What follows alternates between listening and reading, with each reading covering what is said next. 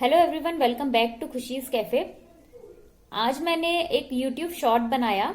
आज है women's day, तो सबसे पहले तो मैं आप लोगों को विश करूंगी हैप्पी वुमेन्स डे। मैं वुमेन्स डे के बिल्कुल भी अगेंस्ट नहीं हूं फ्रेंड्स। देखिए, मैंने वहां पे बोला I hate feminism for the fact that feminism is not doing the right thing which it meant to. आज भी वर्कफोर्स में जो लेडीज हैं इंडिया में स्पेशली, वो ना के बराबर हैं। जैसे कि फेमिनिज्म हमने बनाया ताकि लेडीज एम्पावर हों, आगे बढ़ें। और शुरू में जब ये फेमिनिज्म का कॉन्सेप्ट आया तब ऐसा हुआ भी, क्योंकि लेडीज की हालत बहुत ज्यादा खराब थी।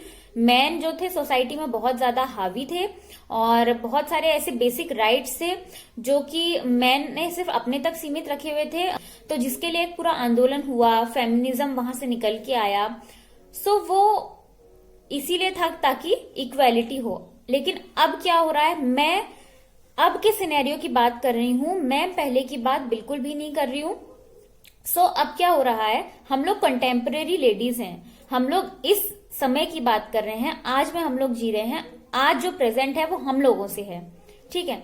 तो आज प्रेजेंट में क्या हो रहा है, बहुत सारी लेडीज फेमिनिज्म के नाम पे बहुत धोखा कर रही हैं। फेमिनिज्म को बहुत गलत तरीके से यूज किया जा रहा है और बहुत बड़े पैमाने पे यूज किया जा रहा है, बहुत वाइडली यूज किया जा रहा है।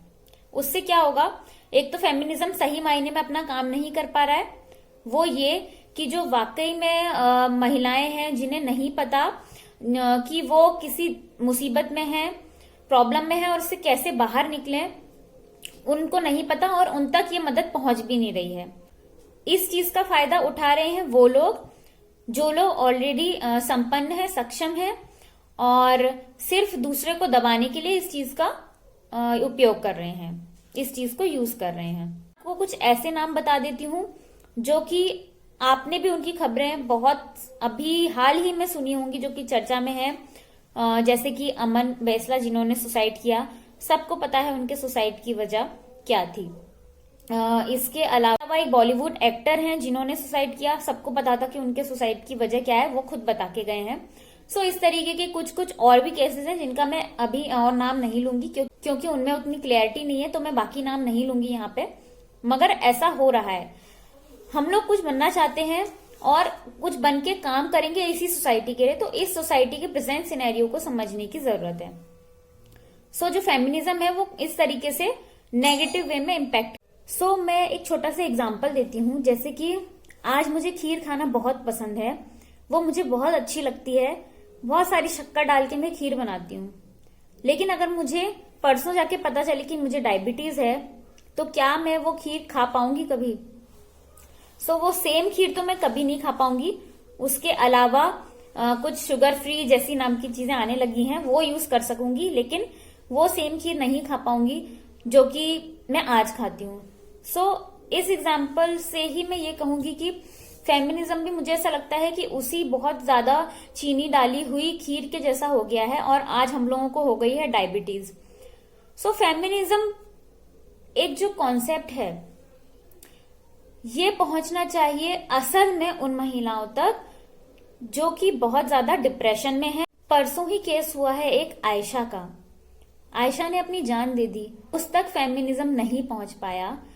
सो मैं फेमिनिज्म से तभी प्यार करूंगी जब वो सही समय पे सही इंसान तक पहुंच सकेगा और गलत लोग उसका यूज नहीं कर सकेंगे। सो इस वे में मैंने बोला था कि आई हेट फेमिनिज्म।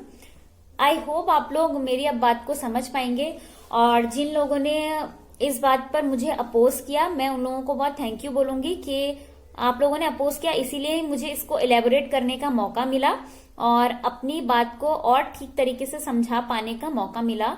और बाकी ये है कि हाँ, महिलाएं कहीं ना कहीं अभी भी पीछे हैं समाज में पुरुषों के मुकाबले, तो उसके लिए हमें ही मेहनत करनी होगी अपनी अपनी लाइफ में और आगे बढ़ना होगा। कई बार तो ऐसा हो रहा है कि जो मेल हैं वो मना भी नहीं कर रहे, लेकिन उसके बाद भी महिलाएं कुछ नहीं कर रही हैं। सो ये बहुत बारीकी की चीज है जिसको हमको समझना होगा, और आप लोग मेरे साथ कंटेम्परेरी हैं, क्या मालूम कि मैं कुछ बन पाऊंगी या नहीं बन पाऊंगी, लेकिन आप लोग अगर किसी बहुत अच्छी पोस्ट पे पहुंचेंगे तो इन सब बातों का प्लीज ध्यान रखिएगा। इन छोटी छोटी बातों का हमको ध्यान रखना पड़ेगा, क्योंकि मेलिज्म की डिमांड भी अब हमारी सोसाइटी में बढ़ती जा रही है। आज मुझे बहुत अच्छा महसूस हो रहा है कि मैं बिल्कुल भी डिप्रेस नहीं हुई और अपनी बात को बहुत अच्छे से रख पाई हूँ आप लोगों की बात को समझ के। So thank you so much. I hope कि अब आप लोगों को समझ में आएगा कि मैं किस तरफ इशारा करना चाह रही थी। सो वो जो हेट फ्रेज था वो एक कॉन्टेक्चुअल था। ऐसा नहीं है कि मैं वुमेन्स डे को, वुमेन्स को, फेमिनिज्म को इन द वेरी सेंस कि वो सोसाइटी के लिए काम आ रहे हैं इसलिए मैं हेट नहीं करती हूँ। वो काम नहीं आ पा रहे हैं इसलिए हेट कर रही हूँ। और आज का सिनेरियो कुछ ऐसा ही है और हम लोगों को ही इसको सुधारना भी है। और इन्हीं सब डिस्कशंस में मुझे ये भी पता चला कि मेल डे भी होता है।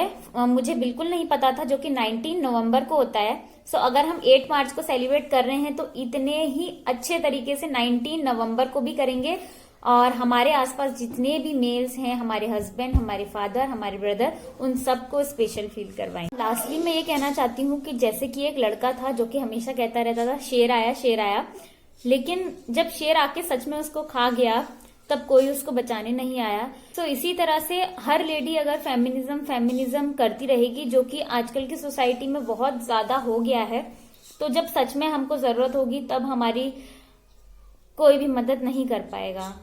सो इसी बात के साथ bye bye for now, take care.